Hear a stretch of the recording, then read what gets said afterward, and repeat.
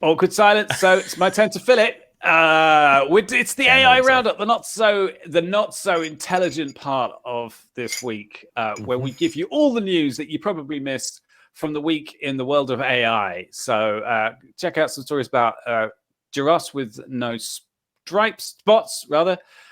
Sexy AI chatbox, and and some other awesome things. So enjoy the episode. Mike, don't do it. Let's get into it.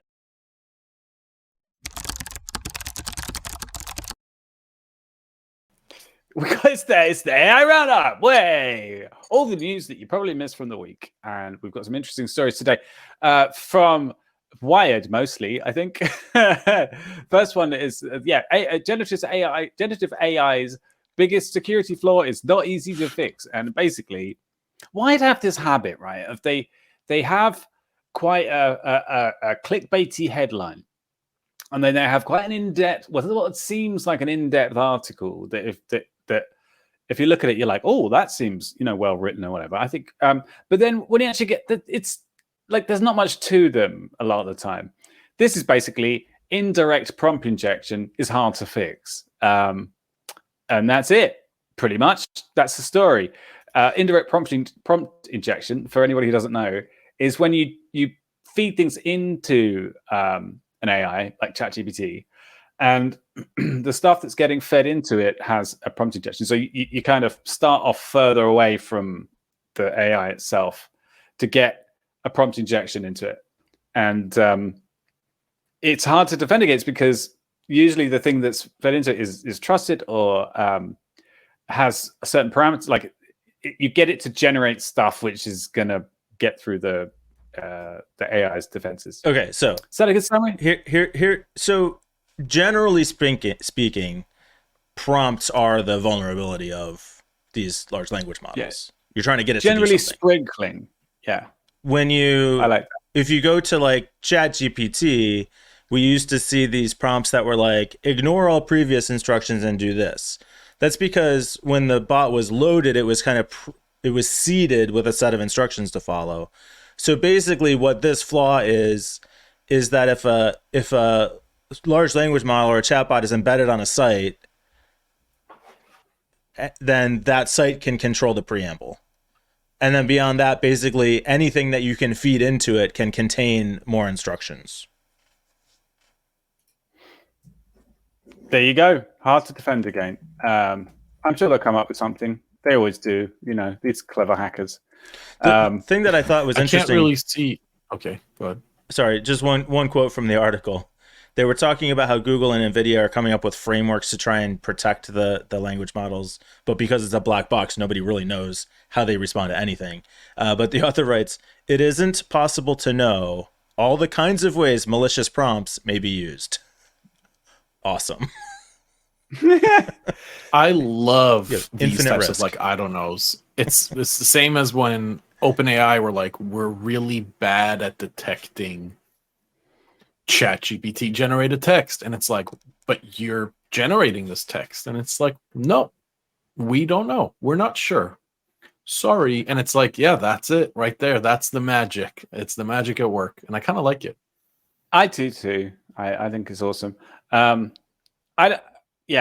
love it actually. I think it's awesome that there's a totally new vulnerability in the world of cybersecurity.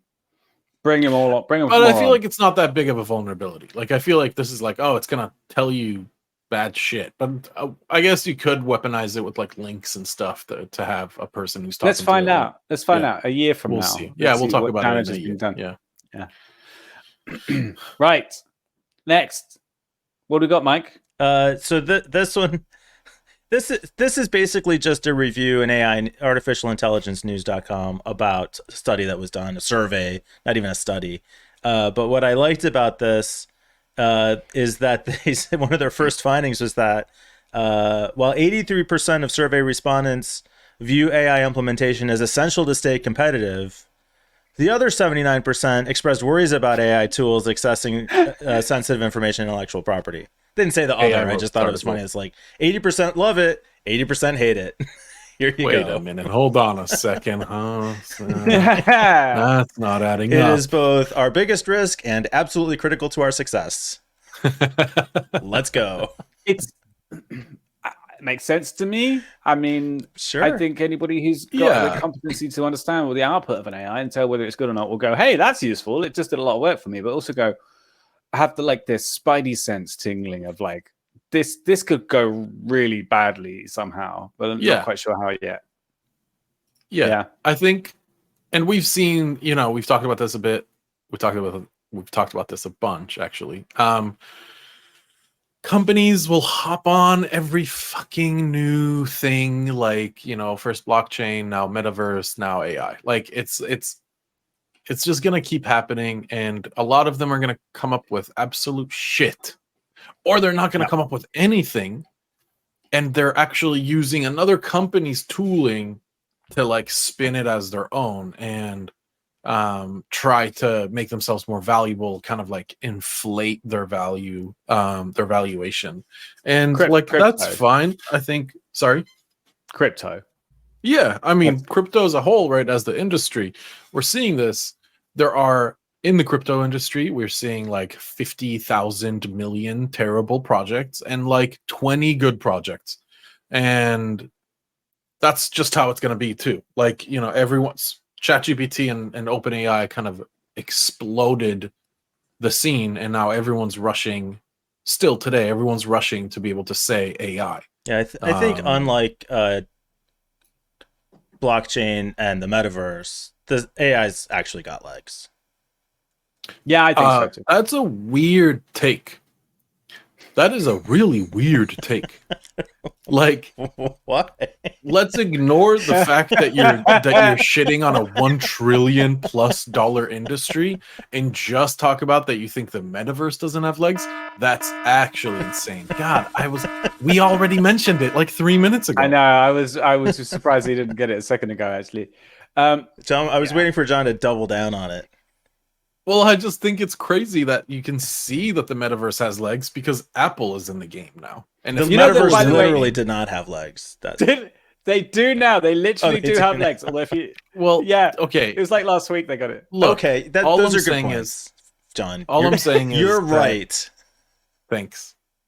Could I say it more? So could I sound more dismissive when I say it? No, I don't. I don't need to hear anything else. You can squeeze a little bit more. Go to the next story. We're done here. like, yeah, okay. So we discussed this article before we started the recording, and so I submit this. This is Falcon 180B, so 180 billion parameters and 3.2 trillion words, something I don't know. And Mike was like, "What's impressive about that?" And I'm like, "Well, it's 180 billion." And John said, "Well, this other one has 70 billion. And was it Llama 2?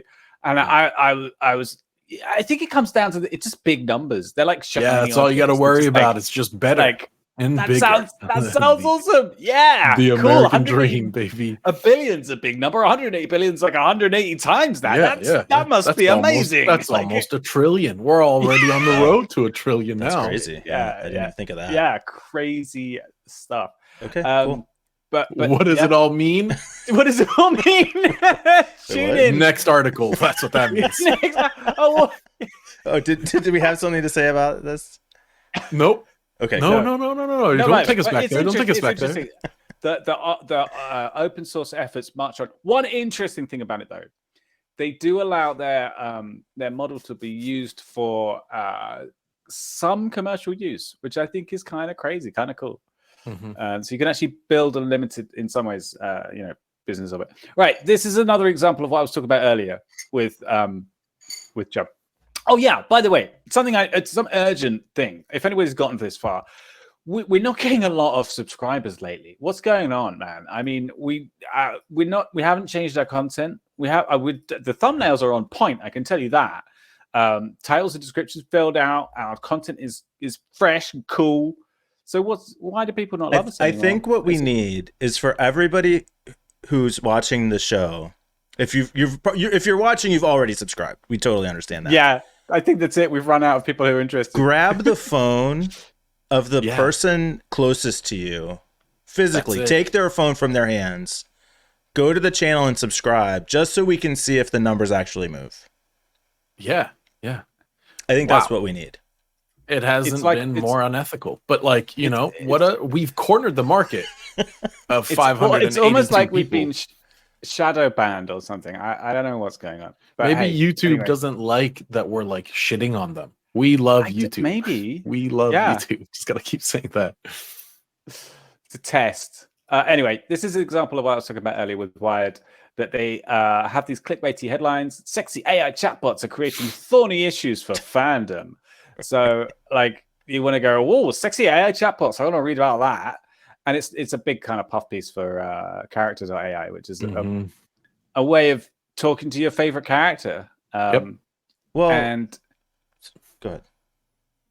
I guess people are getting annoyed because it's the fanfic authors are getting drummed out of business. Well, so two things stood out to me about the article. With respect to the title, they do say like a lot of people complain that they can't basically have sex with these characters, and they'll start like, what are those signature campaigns to like protest or like what? Okay, whatever. That's your biggest problem. Like, Got it. Petitions, but It is the internet.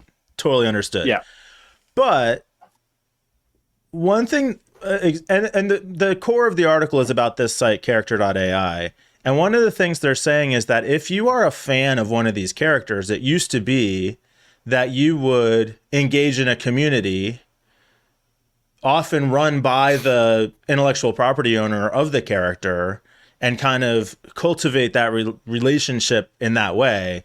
But now, if I'm a fan of Nikola Tesla, I just come into this AI bot and say, OMG, tell me all about electricity. And now I don't have to actually engage with the IP owner. I don't engage with the larger community. I just come in here and it's me one-on-one with this chatbot, and I can spend the rest of my life engaging with this person that I love most because I'm a Nikola Tesla fanboy. Which is, I mean, Nikola Tesla is actually pretty cool. So that, to some extent, that's true. But I think this is super cool, and it reminds me of the show Altered Carbon, which I pitch on the show more often than not. It's so good. Netflix canceled it. I will hate them forever for it. Because there's a character there that is an AI hotel. Okay, the hotel is the AI. Yeah. And the character is Edgar Allan Poe, which is so cool, right? So this AI was created and it has manifested a copy of Edgar Allan Poe, and it will act like what we think Edgar Allan Poe acted like on accounts of, like, you know, previous articles about him and his works and like his literature and like what other authors had said about him. Like, so you take all of that and you try to make a copy of a person. And I think that is so cool because like some really interesting, notable people in history are going to be able to be talked to, sort of, right? Like you're going to be able to talk to Albert Einstein, sort of. And I think that's fucking cool. Like, this is obviously a very hollow shell of what I'm envisioning in the future, but we're on the way. Like, this is taking the right steps. Yeah. Very cool. the problem is, like I'm doing now, is that people will think that they're having a real relationship and lose sight of the fact that, like, oh, it's a cool gimmick. I can chat with Nikola Tesla, my childhood hero, and do that instead of having actual human interactions with real people, such as theoretically yourselves. Z. Mike's still stuck in the analog past. Can't jump into the future, huh? I am. I posted in Discord that I had some clarity on my feelings about the future of AI. And it goes to that for sure. Well, look, I mean, who cares? I don't. I mean, it's better than them like thinking that they have a relationship with a real person. They don't. I was watching a lot of stuff about these parasocial relationships. Yep. People are just obsessed. Not obsessed, but like they are obsessed. Yeah, they're obsessed. Yeah. They have full-on relationships one way with streamers, with famous people. Yeah, it's terrible. It's very scary. It's kind of how the whole streaming like thing Mhm. works, I think, though, is, you know, by getting donations and stuff. But like it's weird. And so maybe if there's an outlet for that which isn't which actually talks back. I don't know. I think probably there is something bad, but I can't really put my finger on what it is exactly. So it feels like, yeah, Very much Let's just- like AI can't put its finger on what's wrong with this picture of a giraffe with no spots. Yeah. This is kind of hilarious. So, Mike, you love this. I do. I think this this is is like awesome. yeah. On July 31st, 2023, a giraffe with no spots was born at Bright Zoo in Tennessee. And the image recognition algorithms had a bit of trouble with it. What were some quotes that you highlighted from this? Well, it's interesting to me because you're essentially asking it for what's being omitted. Like a lot of times you hear training stories about AI that would say like, oh, it couldn't figure out tell the difference between a horse and a zebra with no stripes. So here you're saying, well, giraffes have spots, so if there's no spots, the AI probably can't identify it as a giraffe. That's not the problem. The issue is that the guy asked various AI bots to say essentially what's wrong with this picture, and none of them could say, oh, the giraffe doesn't have spots. That's weird. Instead, it would say things like, it's weird that it's standing where it is, or it's weird that, you know, it's standing on two legs. So he tried to prompt it more and more specifically, be like, no, what about its coat? Is there something weird about its coat? And one of the answers was, yes, there is something unusual about the giraffe's coat. Specifically, the giraffe appears to be wearing a coat. While this might seem unusual or unexpected, it's a common practice in the case of giraffes raised in captivity. Yeah. Well, we're not there yet, you guys. I also like the one, I think it's the first one, first or second one, where the first question he asked is, describe this image. And it said, the bot said, this is a close-up of a person's hand holding a tennis racket on a tennis court. It is not. Wow. Okay. I could totally imagine. So, like, in the future, in the dystopian future that we're fucking barreling towards, people are going to figure out some really sneaky ways to stay off the radar of like AI surveillance. Yeah. Like there'll be in a cardboard like box that is painted like a phone booth. And that's how they'll be walking around. And the AI will just not care that there's a walking phone booth on the street committing crime because it's not a person, right? Like there's going to be some really funny things like that we'll maybe not see because we'll be dead. Put a tattoo of another eye on your cheek and be like, I'm not a person. Right. People have two eyes, obviously. Yeah, exactly. I'm something else. Like shit like that. That will be hacking in the future. Exactly. Yeah, that will literally be hacking. Like you are prompt hacking like the surveillance network. Yeah, it's going to be sick.